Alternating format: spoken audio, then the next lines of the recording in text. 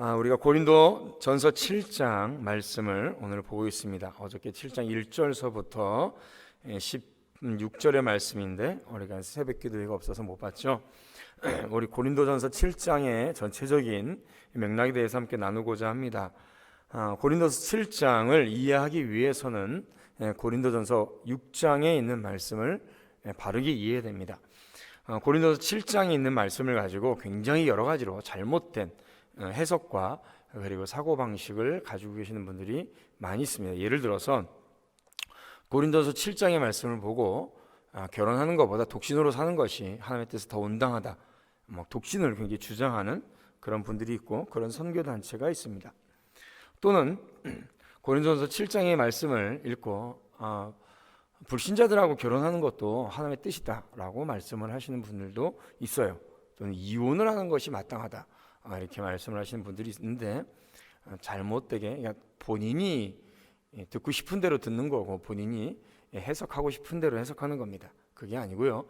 고린도서 7장 말씀은 고린도전서 6장 19절과 20절 말씀과 연결되어 있는 것입니다. 너희 몸은 너희가 하나님께로 받은 바 너희 가운데 계신 성령의 전인 줄 알지 못하느냐. 너희는 너희 자신의 것이 아니라 값으로 산 것이 되었으니 그런즉 너희 몸으로 하나님께 영광을 돌리라 라고 주님께서 말씀하셨습니다. 그 당시 고린도는 굉장히 음란한 도시였습니다. 굉장히 악한, 특별히 음란함이 가득한 도시였습니다. 게다가 굉장히 잘못된 철학적 사고방식이 그 고린도 교회뿐만 아니라 그 고린도시뿐만 아니라 그 지역사회를, 그 유럽을 굉장히 강타하고 있었던 시기죠. 교회 안에 이원론이라는 사고방식이 들어가 있었습니다. 그러니까 몸 따로 영혼 따로인 거예요. 한번 제가 설명을 드린 적이 있었는데, 몸과 영혼을 완전히 분리해서 생각합니다. 자, 하나님께서 우리의 영혼도 만드셨고 우리의 육체도 만드셨죠. 육체와 영혼을 하나로 만드셨습니다. 전인격적 존재로 만드셨어요. 그러므로 우리의 영혼과 우리의 육체 모두 하나님의 것이며, 우리의 영혼과 육체는 주님 앞에 온전히 영광 돌리는 삶을 살아드려야 됩니다.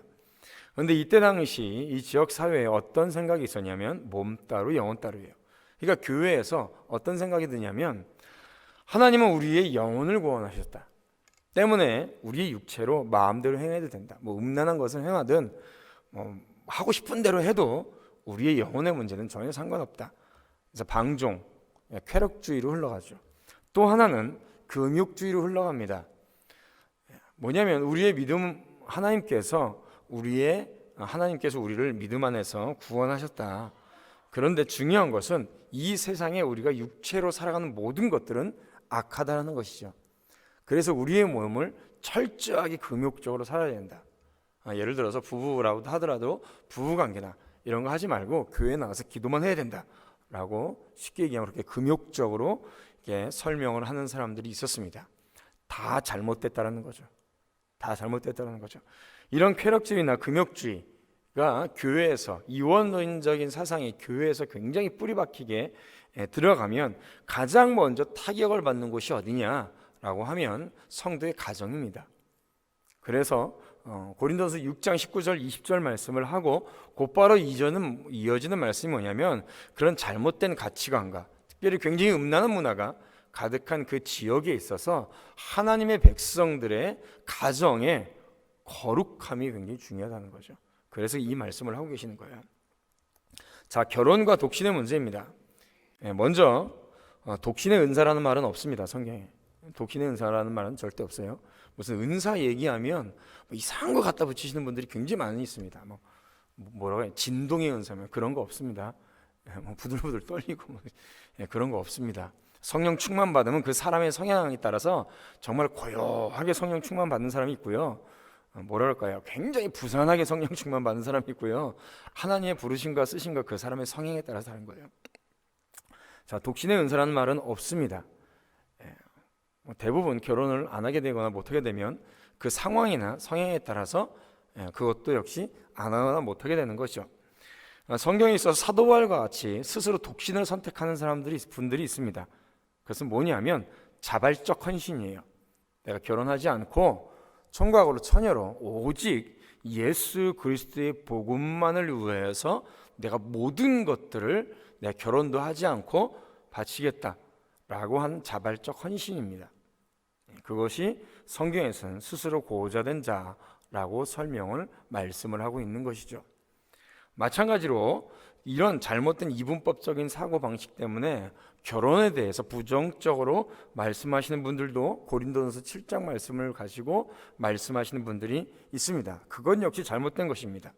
결혼은 하나님 나라에 완성된, 하나님 나라에서 누릴 한몸 되는 기쁨과 그 누림의 연합을 먼저 우리가 주 안에서 연습하고 영광 돌리는 곳이 어디냐? 바로 가정입니다. 특별히 이 땅에서 가정에 있어서 귀한 사명이 있죠. 그것은 거룩한 하나님의 백성들의 재생산입니다. 말라기서 2장 15절 말씀에 말씀하고 있죠. 거룩한 백성의 재생산을 말씀하고 있는 것입니다. 그러므로 결혼을 하든 그가 주의 복음을 위해서 독신을 선택하든 중요한 전제가 무엇입니까? 하나님의 영광이라는 겁니다. 그리고 거룩함이라는 거예요. 결혼을 하든 그리고 스스로가 독신을 선택해서 살든 중요한 것은 자신의 삶을 통하여서 하나님의 영광이 나타나야 되고 자신의 삶을 통하여서 하나님의 거룩함이 나타나야 된다는 것을 말씀하고 있는 것입니다. 때문에 서로에게 무엇을 격려하며 기도해 줘야 됩니까? 거룩함을 위해서 서로 격려하고 기도해 줘야 된다는 것을 말씀하고 있습니다. 또 고린도전서 7장 10절 이하에 보면 복음을 믿지 않는 배우자에 대한 얘기가 나옵니다. 이것도 역시 그 상황과 전제를 잘 보고 얘기를 해야 됩니다. 이혼을 해도 된다는 등, 함부로 이혼을 해도 된다는 등, 또는 믿지 않는 자와 결혼을 해야 된다는, 결혼도 가능하다라는 식으로 말씀하시는 분들이 있는데요. 그 당시 상황 속에서 신자들끼리 만날 수 있는 확률이 몇 %나 될까요? 고린도 사회, 당시 유럽 사회에서 예수 그리스도의 복음을 믿는 사람들의 숫자는 단 1%도 안 됐었습니다. 그런데 그런 상황 속에서 신자들끼리 만날 확률은 거의 제로에 가깝죠. 지금은 그렇지가 않습니다. 또한 이 상황은 불신자들끼리, 이제 불신자인 상황 속에서 만나서 결혼한 이후에 어느 한쪽이 먼저 믿게 되는 경우가 더 많았죠. 그런 상황 속에서 믿게 된 배우자와 믿지 않게 된 배우자의 신앙적 갈등이 있었을 것입니다. 그런 상황에서 믿지 않는 불신자 배우자가 먼저 너하고 못 살겠다, 이혼하자 라고 하면 기도하고 하면서 그가 이혼을 원한다면 이혼해 주든지, 이혼을 원하지 않는다면 이혼해서는 안 된다는 것을 말씀하고 있는 것이죠. 물론 그 상황의 바울의 전제는 이것입니다. 고린도전서 7장의 전제는 무엇이냐? 거룩한 영향력을 끼쳐야 된다는 겁니다. 함부로 이혼하지 말아라. 불신자 배우자의 관계 속에서 왜? 거룩한 영향력을 끼쳐서 그를 구원받게 할 수도 있지 않겠느냐라는 것이죠. 전제가 뭔가요? 거룩한 영향력을 끼쳐야 된다는 겁니다. 그런데 거룩한 영향력을 제대로 끼치고 삽니까? 불신자 남편이나 배우자에게 오히려 자신의 신앙을 잊어버리는 경우들이 더 많죠. 100 중에 97, 8은 잊어버리는 경우가 더 많이 있습니다. 하지 말라는 거예요. 불신자들하고 결혼을. 우리가 읽은 17절과 24절의 말씀도 마찬가지입니다. 종과 자유자, 유대인으로 부르심을 받았든지 그러면 이방인으로 부르심을 받았든지 그 상황 속에서 유대인 한 교회 안에 유대인도 있을 것이고요, 유대인의 편에서 이방인도 있을 것입니다. 그러니까 이방인이라는 의미는 유대인 편에서 이방인이라는 얘기겠죠. 할례자, 무할례자 얘기가 나오니까 그런 상황 속에서 이분법적 논의로 설명을 하는 거예요. 이 보험도 유대인이기 때문에 이렇게 해야 된다. 너희들은 이방인이지, 교회 왔는데 유대인들이 처음에는 예수님을 먼저 많이 믿는 경우도 있었겠죠. 이방인이 왔어요. 그러니까 유대인처럼 할례도 행해야 되고 율법적으로 이것도 행해야 되고 이런 얘기를 많이 하는 거죠. 아니라는 거죠. 유대인이나 헬라인이나 동일한 부르심, 동일한 은혜, 동일한 교회 내에서의 책임이 동일하게 있다는 것을 말씀하고 있습니다. 예수 그리스도의 십자가와의 복음, 십자가의 죽으심과 그리고 부활하심, 그 외에 성경에서 하나님께서 말하시는 것 외에 다른 것들을 첨가하지 말라는 거예요. 종이나 자유인도 마찬가지입니다. 밖에서나 종이고 밖에서나 자유인이죠. 자, 밖에서나 사장이고 밖에서나 부장이지 교회에 와서 그 사람이 사장이고 부장이 아니란 말입니다. 교회 내에서 제발 세상적인, 사회적인, 문화적인, 정치적인 내용을 교회에 와서 갖다 붙이지 말라는 거죠. 교회에서 질서는 뭐죠? 하나님의 창조 질서입니다. 복음의 질서예요. 말씀의 질서예요. 이상한 거 갖다 붙이지 말라는 것입니다. 예를 들어서 유대인이나 헬라인 얘기를 같은 경우를 우리가 지금 이 시대에 어떤 식으로 해석하고 적용해 볼 수 있을까요? 자국민과 외국인 이런 얘기를 할 수 있겠죠. 교회 내에서는 또 이제 요즘에는 다문화 얘기가 나오는데, 다문화 가정이란 말은 성경적이지도 않고 또 실제적으로 온당한 말도 아닙니다. 가정학적으로도 또 이념적으로도 제대로 된 말이 아니에요. 정치적인 용어입니다. 성경에서 특히 교회에서 말해야 될 단어가 아니에요. 사회적인 약자라는 단어도 그렇습니다. 복지의 대상이 성경에서 누구를 말씀하고 계시죠? 복지의 대상? 성경에서 말하는 복지의 대상 고아와 과부입니다. 왜냐하면 그들이 물려받을 쉽게 얘기하면 유산이 그때 당시에는 고아와 과부들에게는 없었기 때문이에요. 그럼에도 불구하고 사회적 정치적인 용어들이나 정치적인 사고방식들이 교회에 들어와 가지고 그 단어나 그것이 마치 온당한 것처럼 사용된다는 것이죠. 외국인이기 때문에 교회에서 여러 가지 공부하는 거나 이런 것들을 좀 봐줘야 된다. 성경에 어디서 그런 얘기가 있습니까? 동일한 은혜, 동일한 부르심, 그리고 동일한 책임이 복음 안에서 동일하게 있다는 것을 말씀하고 계시는 것이죠.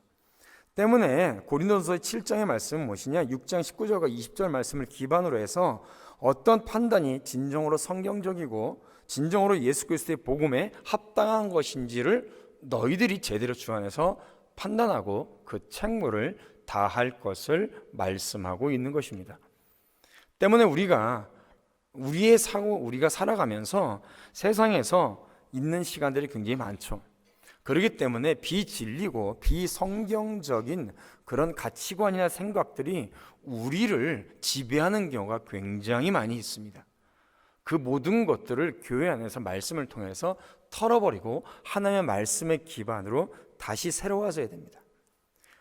이때 당시 고린도 교회도 그랬고요. 지금 이 시대를 살아가는 우리도 마찬가지입니다. 저도 마찬가지고요.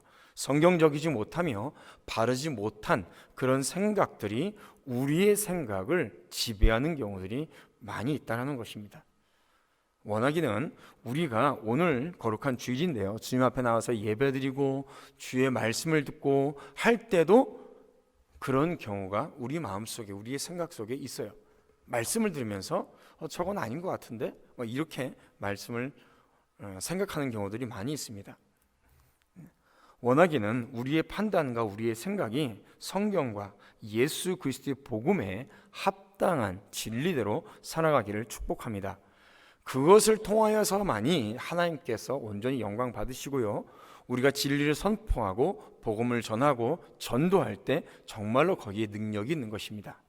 그 때문에 우리의 삶의 모든 것에 있어서 오직 하나님의 진리의 말씀, 예수 그리스도의 죽으심과 부활하심만이 우리 안에 가득 넘치기를 주님의 이름으로 축원드립니다.